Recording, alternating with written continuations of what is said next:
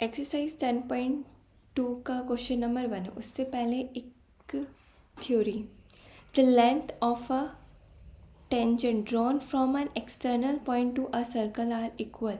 मतलब कि अगर एक एक्सटर्नल पॉइंट है उससे अगर हम टेंजेंट जो वो ड्रॉ करेंगे, जैसे यहाँ क्यू ए है जो ए पॉइंट पे टच कर रहा है सर्कल को, और क्यू बी जो है ये टेंजेंट है जो बी पॉइंट पे जो है पॉइंट ऑफ कॉन्टैक्ट है। तो एक एक्सटर्नल पॉइंट से जो टेंजेंट बना रहे हैं ना, मतलब सेम एक्सटर्नल पॉइंट से बनाएंगे तो उन दोनों टेंजेंट की लेंथ जो है वो इक्वल होगी, मतलब क्यू ए और क्यू बी जो है वो इक्वल होगी। अब करते हैं क्वेश्चन नंबर 1। क्वेश्चन नंबर 1 में बोला हुआ है कि फ्रॉम अ पॉइंट क्यू जो है the length of tangent to a circle is 24 centimetre and the distance of Q from the centre is 25 centimetre. The radius of the circle is, हमें radius निकालना है सर्कल का।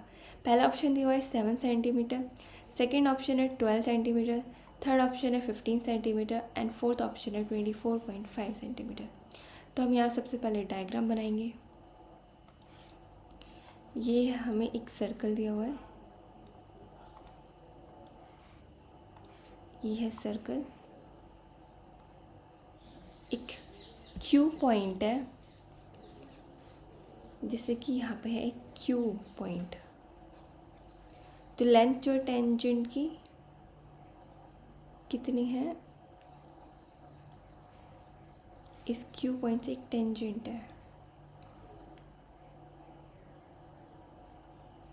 यहाँ पे,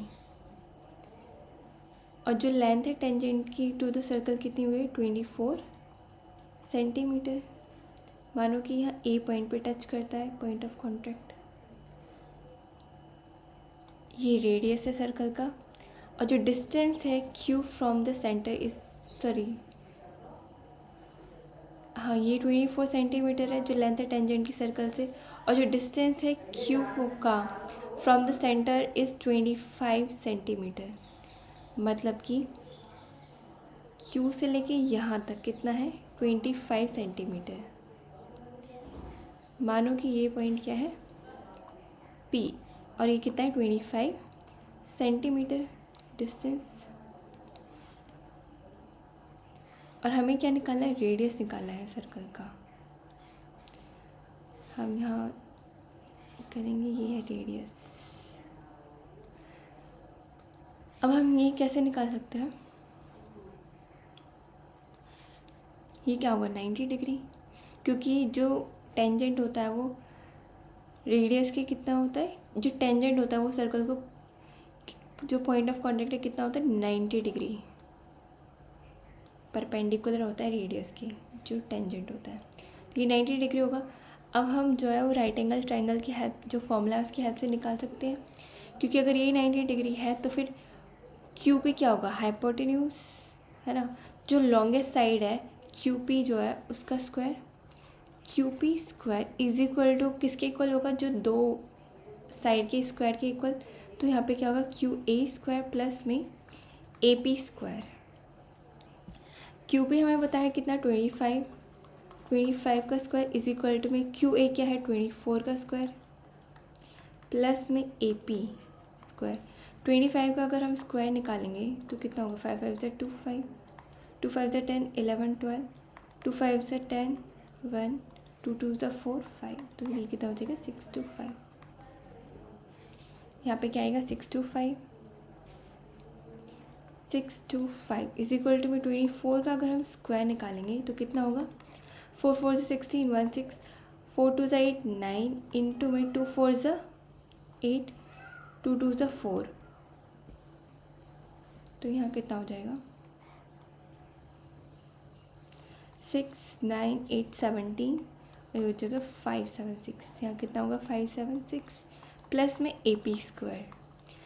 576 क्या होगा, यहाँ दूसरी साइड जाएगा इज इक्वल टू के, तो क्या हो जाएगा माइनस, तो 625 लेस 576 इज इक्वल टू में ए पी का स्क्वायर।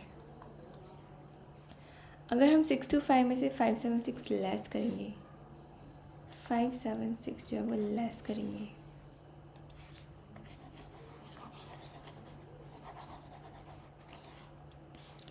तो यहाँ पे कितना आएगा 5 में से 6 जाएगा तो 6, 7, 8, 9, 10, 11, 12, 13, 14, 15, 9, तो यहाँ पे कितना आएगा 9, 7, 8, 9, 10, 11, यहाँ 4 और ये 5 बचा, तो यहाँ कितना आएगा 49, कितना होगा 49 इज इक्वल टू में ए पी का स्क्वायर।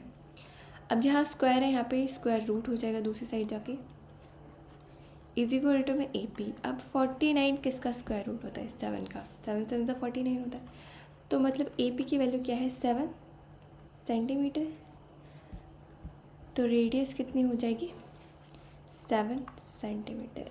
तो हमारा ए ऑप्शन जो है वो करेक्ट है। तो हमारा क्वेश्चन नंबर 1 हो गया।